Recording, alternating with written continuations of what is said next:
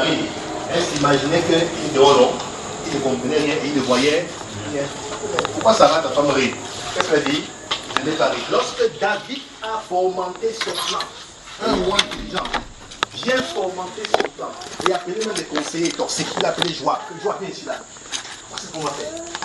Bon, là-bas, tu vas prendre ces messieurs là qu'on appelle Uri, d'accord? Tu vas les mettre au fond de la bataille, là où c'est plus dur là-bas. Parce qu'en réalité, j'ai quelque chose là pour sa femme marcher, bah non. J'ai quelque chose pour sa femme, non. Il avait des intérêts à l'intérieur. Pendant qu'il convoquait ces plans, il avait joie. Où était Dieu? Il s'imaginait que je le voyais. Mais quand Nathan est venu vers lui, il dit à mon ami, un homme avait des brebis comme ceci là. Et si c'est brebis pour aller prendre la brebis d'autre, est-ce que tu penses que c'est comme on voit comme sentence? Il a dit que quoi? Un tel homme mérite, cet homme-là c'est toi, oh mon roi. Donc, quand Azar a scruté la vie des méchants, il dit, le méchant dit Dieu ne voit pas. Pourquoi le méchant prospère-t-il? Pourquoi est-ce qu'il agit ainsi? Toi qui es juste, toi dont le regard ne supporte pas le péché, pourquoi tu laisses le méchant prospérer à ce niveau-là? Azar a commencé à s'aigrir, d'accord, frère bien-aimé? La Bible dit que jusqu'à ce qu'il entre dans les sanctuaires de Dieu, les parvis de Dieu, où Dieu lui fait voir la fin de toute chose. Il lui a fait voir le sort final qui est réservé aux méchants, pas vrai? Azar, dans son cœur qui s'aigrissait, s'il vous plaît, moins de bruit, qui s'aigrissait, est allé jusqu'à dire, j'ai lavé mes mains dans l'innocence. Pourquoi? Parce qu'il voyait les gains, le matériel qui était accordé aux méchants, la prospérité du méchant, et lui aussi, il portait envie à cela. Il pensait que servir Dieu doit s'accompagner automatiquement des bénédictions matérielles. Mais ce n'était pas le cas. Dieu lui a dit, attends mon frère, il prospère comme ça là, chargé d'un bon point, mais il y a quelque chose qui leur est réservé, c'est ceci. D'accord, frère bien-aimé? Il a fait de tous les sanctuaires, il a vu ces choses-là, il a dit vraiment, j'ai fait du tort de parler ainsi. Azar s'est ravisé et il a continué sa marche pour la fidélité avec le Seigneur Jésus-Christ. Amen. Amen. C'est pareil. Donc nous, frères bien-aimés, le standard n'est pas notre frère à côté de nous. Le standard n'est non plus, oh combien très loin de ce que les gens vivent dans le monde entier. Nous sommes un peuple acquis au Seigneur. On se doit de marcher comme le Seigneur veut qu'on marche. Et remarquez que dans le rouleau, avec Zacharie là-bas, la malédiction a frappé à cause du péché. D'accord, frère bien-aimé? Le méchant aussi, en agissant ainsi, quelque chose lui est réservé, d'accord? C'est le péché, et il y a un sort final qui est réservé pour ces personnes-là. Ce sort final qui n'est pas réservé à nos chrétiens. Un frère, c'est vrai, la mort frappe tout le monde, chrétien ou non chrétien, mais à la suite, où est-ce que nous allons aller par la suite? Le méchant, où est-ce qu'il va? Et moi, où est-ce que je vais aller après? Donc, en examinant toutes ces choses-là, on se doit de marcher d'une manière conséquente pendant le temps de notre pèlerinage sur la terre. D'accord, mes frères? Amen. Voilà le sort final qui est réservé aux méchants. Toutes ces choses-là sont arrivées parce que dans la société, dans cette nation-là, il y avait des personnes qui sont méchantes et le commandement avait été donné pour eux que la malédiction va s'abattre sur la maison. Nous également, en 2020, frères bien-aimés, l'application qu'on fait à nous sur laquelle, ça n'a pas changé. Nous ne devons pas porter les regards sur les méchants. D'accord? Si Dieu a choisi, par tout ce qui est en train d'arriver, d'exercer ses jugements sur la terre. D'accord, frère bien-aimé? D'exercer ses jugements par ces moyens-là. Qui sommes-nous? Il décide d'agir comme il veut. Il est souverain, pas vrai? Alors, par d'autres phénomènes, encore d'autres fléaux qui vont s'abattre sur la terre, il continuera d'épurer la terre et de nous amener là où il veut nous amener. Amen. Amen. Le péché dans le monde, le rôle de l'Église dans le monde est appelé à faire quoi? Nous sommes appelés à faire marcher comment? De quelle manière? Pendant que le monde va dans ce sens-ci-là, quelle est la conduite que nous devons avoir? Dans le livre de Jonas, ça va, remarquez que, du verset 1 au verset 6 qu'on a cité là, Jonas, il lui avait été commandé d'aller à Ninive, d'accord? Pour aller prêcher, afin que Dieu accorde la repentance à ce peuple-là. Jonas, ne voulant pas que Dieu qui est miséricordieux, accorde la repentance aux Ninivites, a fui. Il est parti où? À Tarsis. Pas vrai? Il s'est embarqué là-bas, il a payé son billet de bateau pour partir à Tarsis. Mais frère, vous savez comment Dieu l'a ramené? Par la tempête. Dieu a fait souffler une tempête. Regardez bien, frère bien-aimé. Les mariniers qui étaient sur le bateau, qui souffraient la tempête là, la Bible dit que quand le vent a soufflé, eux, ils ont commencé à prier, chacun leur Dieu. On ne connaît pas de quelle nationalité ils étaient issus. Mais on dit chacun priait son nom. Donc il y avait au moins deux nationalités. Jonas faisait partie. Quelle a été sa réaction? Il a nyongo, il est parti se cacher au fond du bateau. Or, frère, nous savons que la tempête qui avait été déclenchée ne visait pas les mariniers. Pas vrai? Pendant qu'ils souffraient là, Jonas savait très bien ce qu'il en était. Il est parti se cacher. La Bible dit qu'il s'est endormi d'un sommeil profond. Ils ont souffert jusqu'à ce que, je ne sais pas comment le pilote du bateau a fait. Il a dit, mon ami, il dit, hein, comment tu dors comme ça? S'il te plaît, lève-toi, prie ton Dieu. Parce que tout le monde prie son Dieu, non? Lève-toi, prie ton Dieu, si au moins il peut nous faire grâce. Frère, il y a une application qu'on va faire à nous aujourd'hui. L'église dans le monde. D'accord, frère bien-aimé? Face à la tempête qui est en train d'arriver, quelle est l'attitude des chrétiens? Quelle est l'attitude de toi et moi, frère? Jonas, lui, a fui pendant que ceux-là du monde, on peut les considérer comme étant du monde, étant préparés quand même leur Dieu. Dans Acte 17, je vais comme ça là pour m'arrêter. Dans Acte 17 là-bas, on a remarqué qu'il y a Paul qui parcourait les rues d'Athènes là-bas et a remarqué que évidemment, des personnes là-bas en Grèce étaient en train d'adorer les dieux. Ils adoraient tellement les dieux au point où il y avait une statue qui ne portait pas de nom. Ils ont mis là-bas un Dieu inconnu. D'accord, frère bien-aimé? Dans Acte 27, on voit l'histoire de Paul, d'accord, frère, qui allait à Rome. Il s'est embarqué pour Rome pour aller comparaître là-bas. Et lui aussi, il a fait naufrage. Regardez, remarquez. L'attitude de Paul dans son bateau pour Rome et l'attitude de Jonas dans son bateau pour Tarsis sont deux attitudes différentes. D'accord, frère bien-aimé? En voici un croyant, quelqu'un qui connaît Dieu, qui fuit plutôt. Qui a fui pour aller se cacher, mais Paul, qu'est-ce qui est arrivé avec Paul? Paul est venu, il a dit, s'il vous plaît frère, vous ne devez pas échouer aujourd'hui, on va payer seulement des embarcations, mais vous allez avoir la vie. C'est lui qui a commencé à prédiquer, non, ne vous fâchez pas, prenez plutôt du pain, mangez, prenez des forces, personne ne sera mort ici là. Par contre, Jonas a fui pour aller se cacher. Et plutôt, c'est un mondain, un pilote qui est venu interpeller que toi là, prie ton Dieu. Amen. Dis à ton frère, prie ton Dieu. Prie ton Dieu. Quel Dieu est-ce que nous servons? On a besoin de prier le Seigneur dans les moments de tempête. D'accord, frère bien-aimé? Souvenez-vous encore, les marins n'avaient rien fait. D'accord? Comme péché. Ils étaient secoués à cause de qui? Jonas avait un rôle à jouer. Tout comme toi et moi aussi, on a un rôle à jouer dans tous les fléaux, les phénomènes, les événements qui vont arriver. L'Église a un rôle à jouer. Dis à ton frère, tu as un rôle à jouer. Nous avons un rôle à jouer. Que le Seigneur vous bénisse. On continuera la prochaine fois.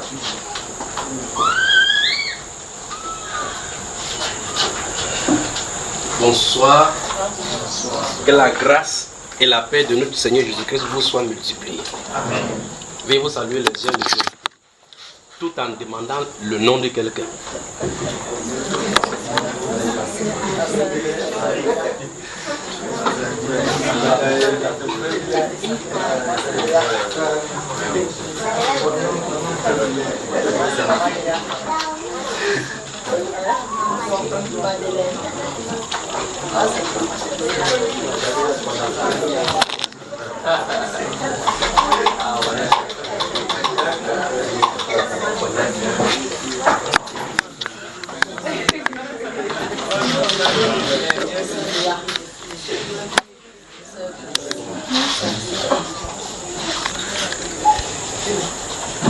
Vous avez salué, vous avez salué. Vous avez salué tout le monde. Bonsoir les sœurs. Bonsoir. Que le Seigneur vous bénisse. D'accord? Donc les sœurs sont plus au courant qu'on a repris par rapport aux frères. Ou bien ils ont profité pour rentrer dans le... pour aller chercher de l'argent. Inclinons la tête, prions. Tendre Père, merci pour ta grâce, pour ta bonté, pour tes bienfaits, pour tes hauts faits dans nos vies. Pour ta main puissante et pour tout ce que tu fais, oh Dieu, au-delà de ce que nous pouvons voir de nos yeux visibles et de tout ce que nous pouvons percevoir de nos sens. Car tu travailles dans l'esprit au-delà de tout ce que nous pouvons savoir. Que tout l'honneur, la gloire te revienne à jamais dans nos vies au nom de Jésus-Christ et que le peuple de Dieu dise Amen. Amen. Vous savez, c'est toujours un délice d'écouter la parole telle que je viens d'écouter le frère Hervé déployé comme ça. Je suis content. Ouais, il était dehors. Dans mon esprit, je suis en train de dire que le gars n'arrête pas, qu'il n'arrête pas, qu'il n'arrête pas. Je suis là en train de savourer comment il mange là. Vous savez, quand il dit de la même façon que dans Jonas, et puis il dit, il va dans Actes des Apôtres, je vais commencer à aligner. Après il dit que Actes des Apôtres chapitre 10, après il dit Actes des Apôtres chapitre 27, il dit waouh, c'est merveilleux seulement. Je suis content du travail que le Saint-Esprit fait au travers de sa parole. Vous voyez, ça veut dire que moi-même j'ai à apprendre à vos pieds. Les maçons, ça vous m'apprenez aussi. Mais s'il vient là, vous fuyez. Vous dites que c'est la chose du frère Junior. Alors que moi-même, je désire manger. Donc le Seigneur vous bénisse. Dans ces premiers jours où nous reprenons, je ne sais pas s'il faille, il est quelle heure? Il est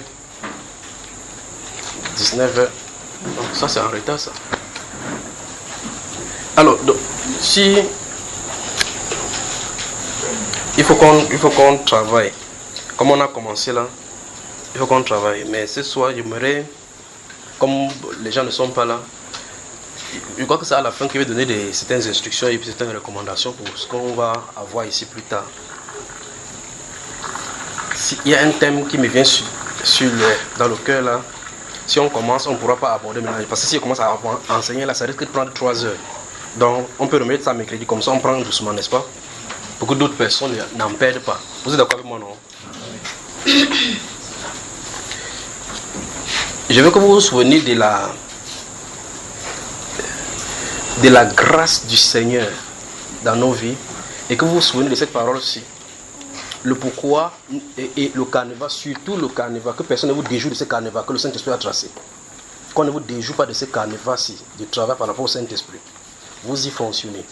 Parce que souvenez-vous, et gardez cette parole-ci, quand jamais ça ne vous quitte pas, sans le Saint-Esprit, vous ferez votre volonté, votre projet, pour vos familles et pour vos données personnelles. Sans le Saint-Esprit. Vous ferez les données et les projets humains.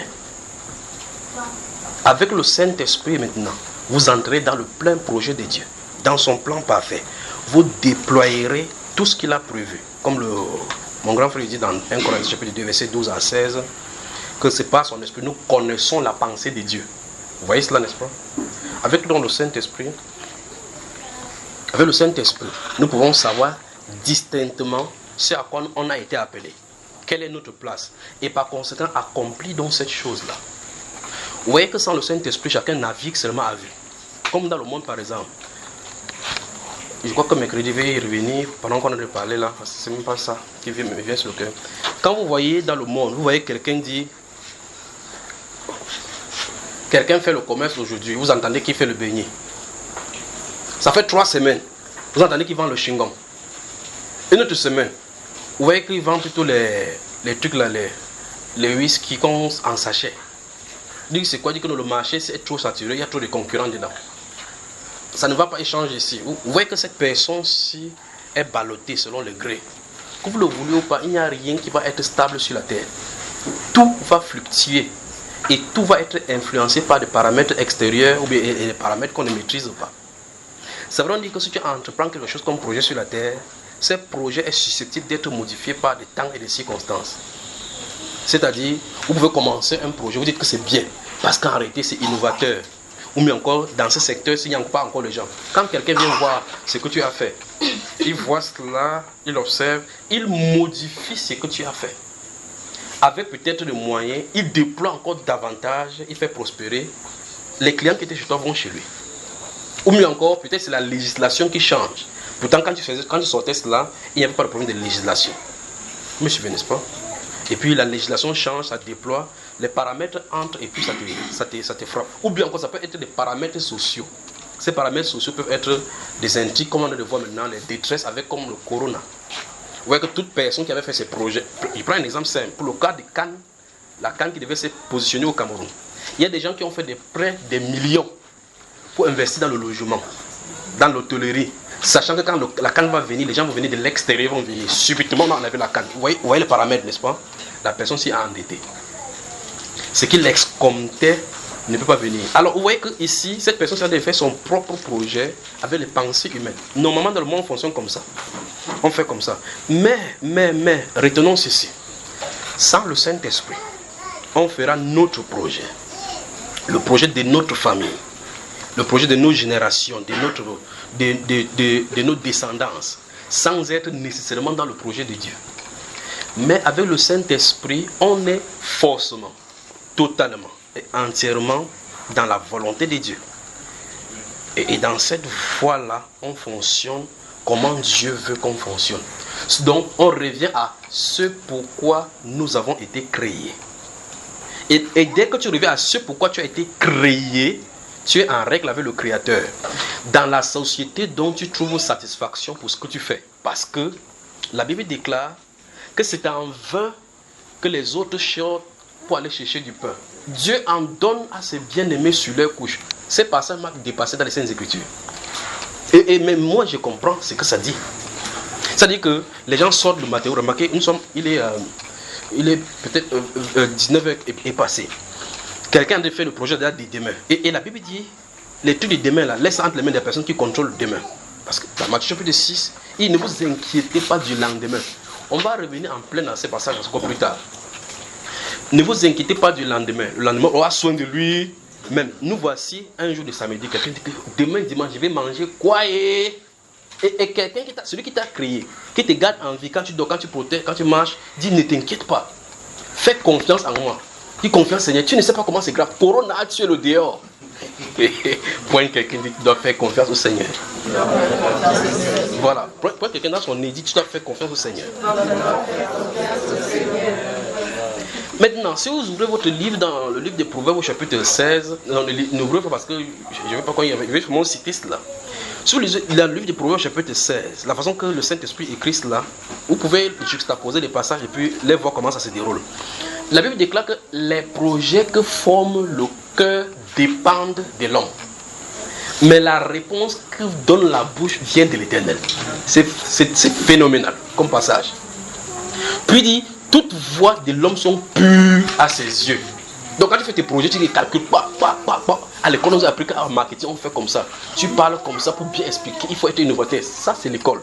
Après avoir fait ça avec les formules scientifiques, ça, c'est bon. Pour dire à ton voisin que c'est bon. Mais Dieu doit apporter la correction.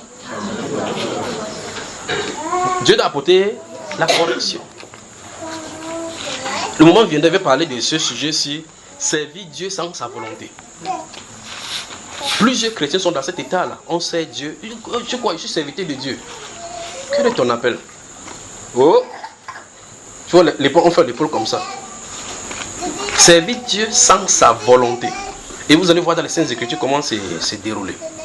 Pourquoi? Parce qu'on ne connaît pas la volonté de celui qui nous a appelé. Quand tu connais la volonté de celui qui a appelé, vous savez que le fait, c'est un peu comme les gens, vous voyez dans le monde, quelqu'un fait tel concours, ça ne marche pas, tel concours, ça ne marche pas. Et puis un de ces jours, il voit son frère qui est quelque part là-bas, il lui dit, trouve-moi la place à l'école normale, il entre dans l'école normale. Il n'est pas fait pour être enseignant, normalement.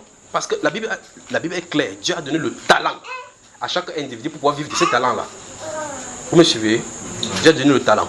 Et avec ce talent-là, c'est ta capacité humaine à déployer avec la grâce de Dieu pour pouvoir subvenir à tes propres besoins. C'est ça le talent.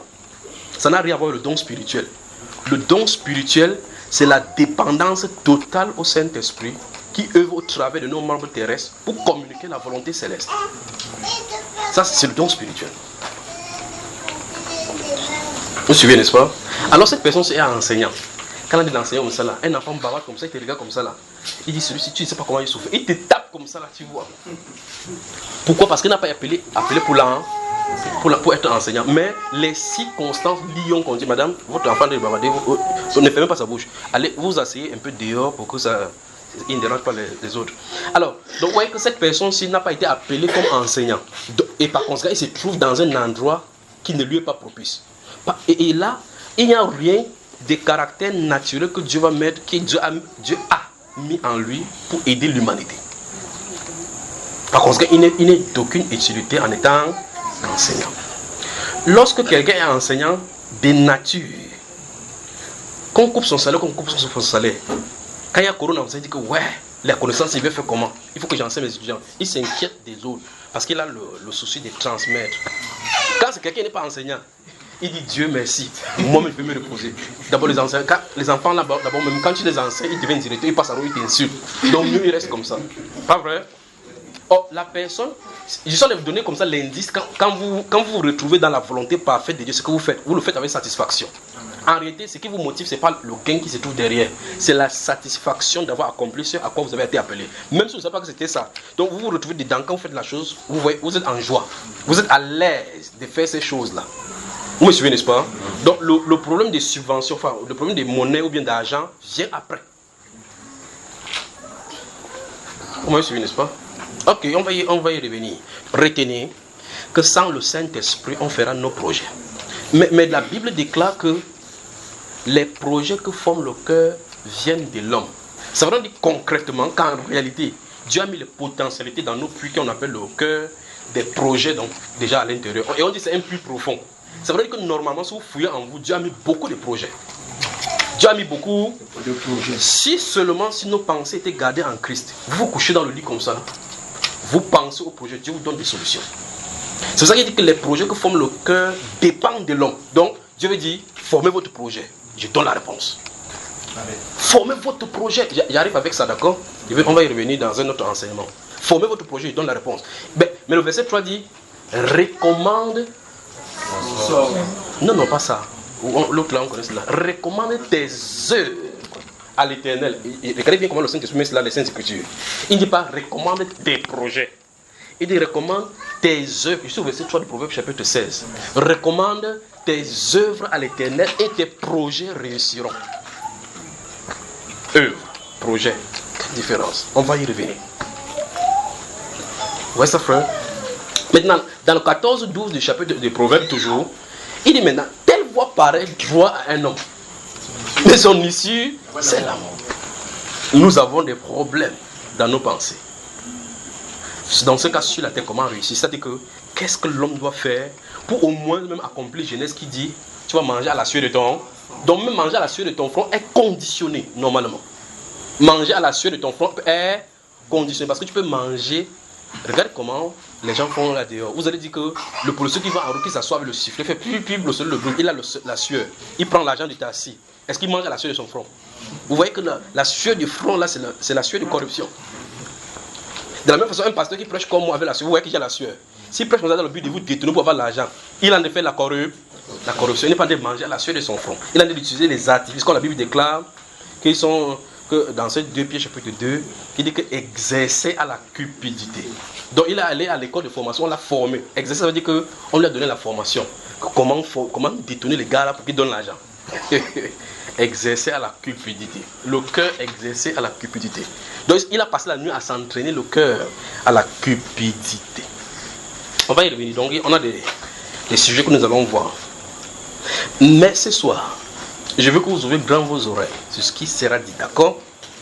C'est pour ça qu'à un moment donné, je vais me tenir là-bas pour que vos enregistrements que vous en avez fait, souvenez-vous que les téléphones soient fermés, pour que ça ne sonne pas. Vérifiez votre téléphone que ça soit fermé. Je vais revenir à la fin ici. Je vais me tenir ici pour ceux qui ont mis leur téléphone ici, que ça soit bien enregistré. Je veux que vous ayez porté le regard sur moi, véritablement, sur ce que vous allez entendre. Et puis je veux que vous prêtez attention, que ce soit votre cœur qui m'écoute et non vos oreilles. C'est ce qui sera dit ce soir, d'accord? Je vais ouvrir ma Bible. Il y a quelqu'un ici. Je suis venu ici parce que le Saint-Esprit m'a parlé de quelqu'un. Je vais essayer de fouiller la personne. À qui ça appartient? À qui ça appartient? C'était toi donc qui m'as tiré. Alors, je t'ouvre aussi ici. D'accord? Tu n'as pas de Bible. Applaudissons pour le Seigneur. C'est dédicacé, d'accord? Par ma femme et moi. Il y a quelque chose dans le cœur, on recherche la volonté de Dieu, ça va aller, d'accord? Donc c'est pour ça que le message c'est écrit pour toi. Vous voyez, je ne me prépare pour sortir. Normalement, vous savez qu'il ne vient pas avec les Saintes Écritures, avec la Bible. Et puis il y a une Bible neuve, le Saint-Esprit il prend ça, il prend, il dit, mais il y a quelqu'un qui t'attend. La voici. Je lui rends grâce pour cela. Alors, donc ce soir, donc, je veux votre attention. Vous avez moi.